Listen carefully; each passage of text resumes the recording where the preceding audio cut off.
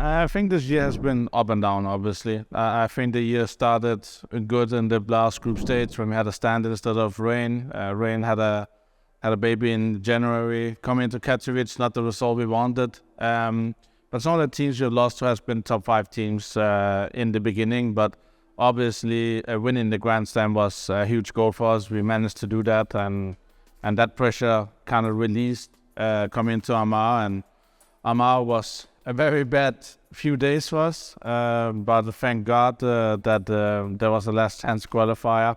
And I think in that last chance qualifier, you saw really what Faze brings to the table, comebacks and keeping the energy high. And beating Cloud9 in that game was not easy. So yeah, and Rio are just take down to us being mentally drained and tired. So yeah, we had some extra days off, which we would normally not take, just to have extra energy and extra motivation and hunger for this major. Yeah, so we obviously didn't expect to go to the last chance qualifier. So only after we managed to do that, look into the format. And I think obviously the thing about the format and the time frame was that many teams had to go to Rio in the evening and the next day. So obviously the format wasn't the best, but I think they managed to do what they could within a time frame of 16 hours. They had to find a winner of 6 teams, right? So, but we were waiting together with Falcons and Bait, and when I saw Cloud9 big coming in that last chance qualifier, I knew it was gonna be a bloodbath. And it was very rough to obviously see the Cloud9 guys after. I respect them a lot, but only one team could come out of that situation, because in my mind, everybody put themselves in a 2-3 situation, and yeah, the format and the situation every team was in, but it is what it is, and you just have to be happy there's a chance to qualify still, and obviously it meant a lot to us to qualify for the last Cisco major, and especially in Paris.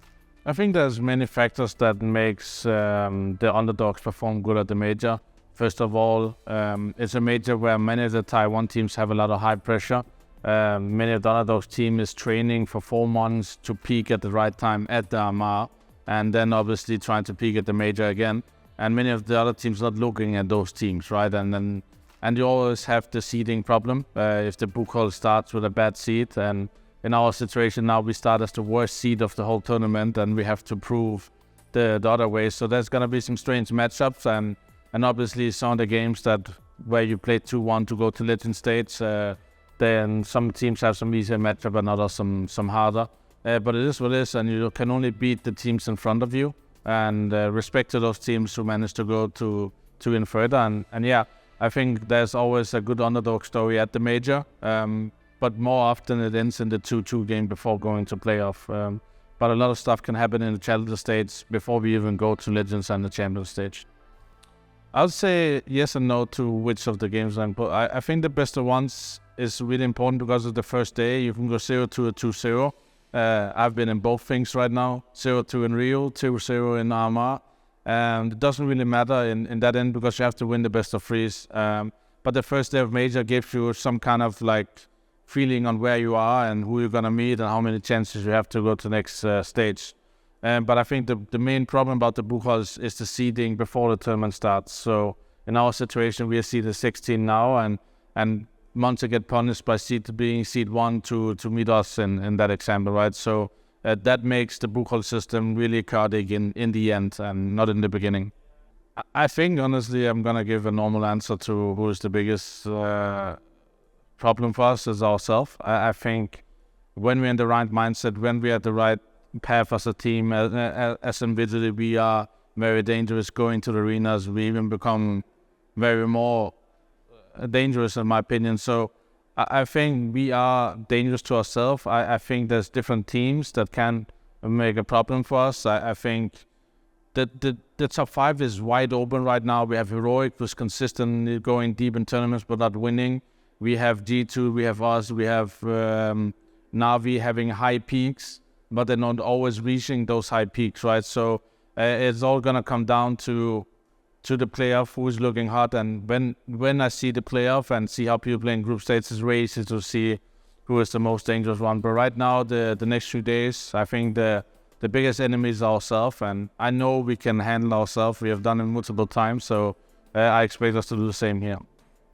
When it comes into my age, obviously I'm 33 now. I think many people ask me how I'm able to do it, and I think it's about prioritizing. It's about grinding hard, and I think I've proved over the last 15 years that no matter the meta, no matter if it's firepower, it's team heavier, it's slow style, it's fast style, no other meta, I'm always trying to stay relevant and find a way to implement and improve my calling style. And I think when you work that hard and you try to theory your craft every single day and make it perfect, then obviously that's gonna give you some results. And many of my biggest results are coming from last year and this year, winning Grand Slam Major and Catches Cologne.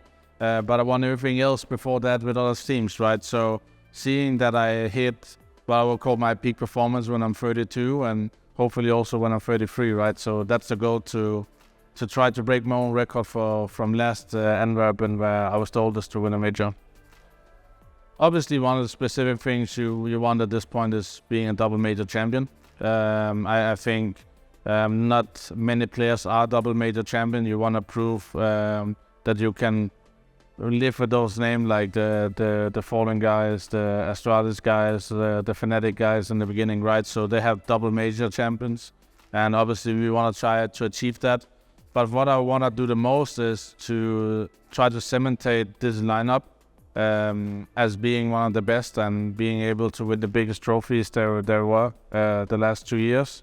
And I want this lineup to kind of be special, and also to have Faze Clan to be part of one of the best teams in a period of time of CSGO. That's my goal. For individually, I don't think there's something right now. I just want to try to be a better IGL every day and try to motivate young players to be an IGL and achieve great things as well. So yeah, for me, it's just trying to do everything we can, play some good CS, and also in somewhat enjoy.